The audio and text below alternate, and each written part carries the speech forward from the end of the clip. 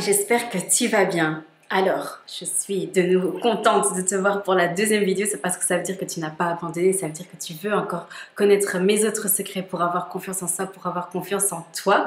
Je m'appelle Irma Somanza, je le répète, je suis coach de vie, sexothérapeute et love coach et j'aide les personnes à avoir plus confiance en eux pour atteindre leurs objectifs. Alors, mon deuxième secret, c'est que si tu n'arrives pas à atteindre tes objectifs, c'est peut-être parce que, c'est sûrement parce que tu ne fixes pas de mini-objectifs avant d'atteindre cet objectif qui te tient tellement à cœur. Donc, par exemple, tu ne peux pas dire que tu veux acheter un appartement, que tu veux lancer ton entreprise, que tu veux avoir un homme dans ta vie, que tu veux avoir une femme dans ta vie, etc. si tu ne mets rien en place pour arriver à faire ça. Tu ne peux pas dire que tu manques de confiance en toi pour avoir tout ça si tu ne fais rien pour, si c'est juste que tu es dans ton lit, que tu te dis voilà j'aimerais tellement acheter mon appartement mais qu'en fait tu ne fais rien pour arriver à faire ça. Tu ne peux pas dire que tu n'es pas capable de faire quelque chose si tu n'as pas essayé. Voilà, c'est ce que je veux dire en gros. Donc par exemple, on va prendre un exemple. Imaginez que j'ai une cliente qu'on va appeler, on va l'appeler Nina. Ok, Nina est une jeune femme de 25 ans. Nina a un job qui lui convient énormément. C'est son job de rêve en vérité. Elle a son propre appartement, mais elle me dit je manque de confiance en moi. Je pense pas que je pourrais avoir un homme dans ma vie et je pense pas que je pourrais me marier un jour. Là, je lui demanderais, Nina, qu'est-ce que tu entends par là? Qu'est-ce qui te fait dire ça? Là, elle me dirait, dans l'imagination, dans l'exemple qu'on donne, elle dirait, voilà. Je suis pas capable de rencontrer des hommes parce que, ouais, je sais pas où les rencontrer. Enfin, voilà quoi, moi je sors pas de chez moi je n'aime pas les réseaux sociaux, moi je n'aime pas... moi, je n'aime pas répondre aux hommes qui m'abordent dans la rue, etc. Enfin, du coup, je pense pas que je pourrais avoir un homme dans ma vie et je pense pas que je pourrais me marier un jour. Or que c'est vraiment un de mes objectifs dans la vie parce que j'ai déjà eu tout ce qu'il fallait. J'ai réussi mes études, j'ai mon propre appartement. Enfin, je suis bien dans ma vie, mais c'est juste ça que je n'arrive pas à avoir. Je ne suis pas capable de faire ça. Franchement, j'ai pas confiance en moi avec les hommes, etc. Là, je lui demanderais de faire tout ce qu'elle a dit qu'elle n'ose pas faire pour pouvoir atteindre du coup cet objectif-là. Donc, on dirait par exemple, voilà Nina, maintenant, la semaine qui arrive, ce que tu vas faire, vu que tu dis que tu n'aimes pas sortir de chez toi, que tu n'aimes pas répondre aux hommes quand ils t'abordent dans la rue, etc.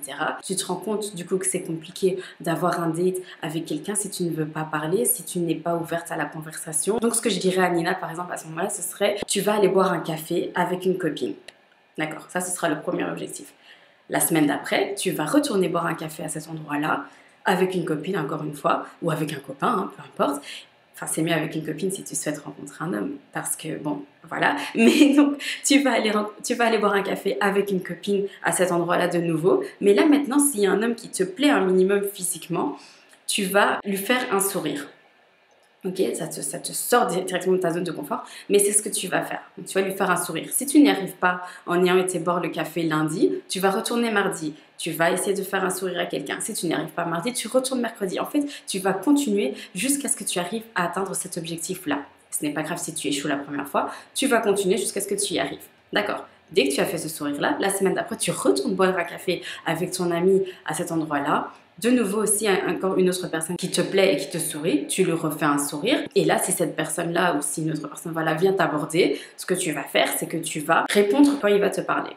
Voilà, ça pourrait être encore un mini-objectif. Et on va continuer comme ça jusqu'à ce qu'en fait on arrive à l'étape où tu vas donner ton numéro, où vous allez échanger, etc. Si tu arrives plus tôt, tant mieux. Sinon, on fait pas à pas jusqu'à ce que tu arrives à atteindre cet objectif-là. Et peut-être qu'à un moment donné, tu diras oui, mais en fait, je vais jamais rencontrer la personne dans le café. C'est pas grave, on change l'endroit. On adapte à chaque fois tout ce qu'il faut faire pour que tu puisses arriver à ce gros objectif-là. Mais donc, du coup, il faut fixer des mini-objectifs. J'espère que je suis claire dans ce que je dis. Le fait de te fixer des mini-objectifs et de les atteindre va aussi te donner ce sentiment de mission accomplie. C'est ce qui va te motiver à aller toujours plus loin. C'est ce qui va faire que tu auras plus confiance en toi parce que tu te diras « Ah, mais j'ai accompli ce mini-objectif ». Et c'est ce qui va faire que du coup, tu iras atteindre l'objectif qui te tient le plus à cœur. Mais tout ce que je dis là, ça vaut pour tous les objectifs qu'on peut avoir dans notre vie. Par exemple, si on dit qu'on veut acheter un appartement, d'accord, qu'est-ce que tu as déjà mis en place pour acheter cet appartement? Parce que ça ne peut pas juste être un rêve, il faut faire un plan d'action. Voilà, il faut fixer des objectifs. Donc là, tu peux te dire, ok, si je veux acheter un appartement, ce qu'il faut que je fasse, ben déjà, si je ne travaille pas encore, il faudrait que j'essaie de trouver du travail.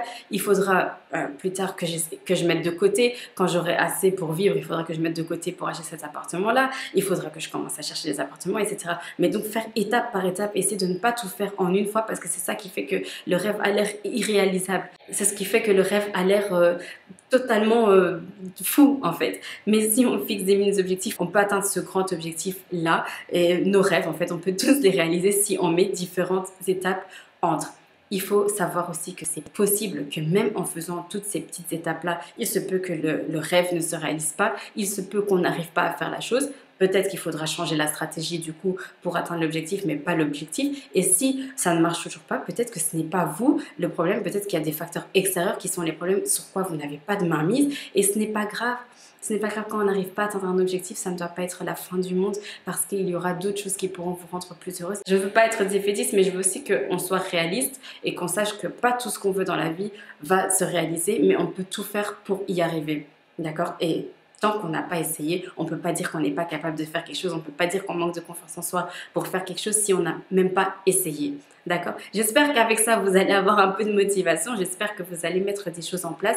Si vous voulez de l'aide pour arriver à faire que vos objectifs soient faits de façon smart, on fait ça aussi en coaching. Comme ça, je vous aiderai à faire un plan d'action qui tiendra la route.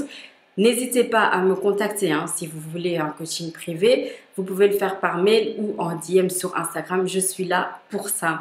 Ok. En attendant le 3e secret, en attendant donc la prochaine semaine, j'espère que vous allez prendre soin de vous. N'oubliez pas que tous les secrets que je donne, c'est vraiment à faire sur le long terme. Ce sont des choses à faire tout au long de votre vie. Donc chaque fois que vous voulez atteindre un certain objectif et que vous dites je n'ai pas confiance en moi pour faire ça, mettez différentes choses en place. Si vous dites j'ai pas confiance en moi pour faire tel examen, essayez de mettre différentes choses en place pour pouvoir justement faire cet examen avec énormément de confiance.